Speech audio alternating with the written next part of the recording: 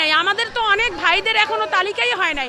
যেমন আমি নিজেই আহত হয়েছি 10 নম্বরে পপুলার ডায়াগনস্টিক, এখানে 10 নম্বরে, এটা হচ্ছে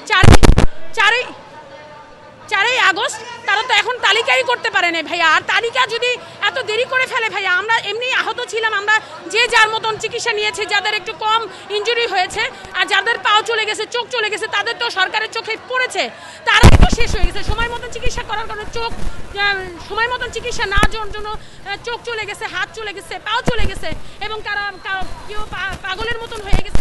কিন্তু আমি 5টা হাসপাতালে কাজ করেছিলাম, কিন্তু ভাই আমি যখন আহত 10 নম্বরে, তখন আমি আজমলে গিয়েছিলাম ভাইয়া। আজমলে যেয়ে যখন দেখি আরও মারাত্মক পেশেন্ট, তখন ডাক্তাররা আমাকে ওরকম সহযোগিতা করে নাই, কারণ আমার একটু আহত কম দেখেছিল, বা আমাকে মোটা লাঠি দিয়ে আওয়ামী লীগের সন্ত্রাসী কর্মীরা আমাকে পায়ের মধ্যে বাড়ি দিয়েছিল। আমি কেন ছাত্র জনতাকে হেল্প করতেছি, কেন তাদেরকে সাহায্য করতেছিলাম এই জন্য, না হলে ভাইয়া ওরা আমাকে মেরেই ফেলতো।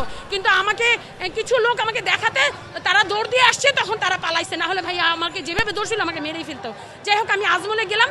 আজমলে যাওয়ার পরে ভাইয়া আমি চিকিৎসা নিতে গেলাম।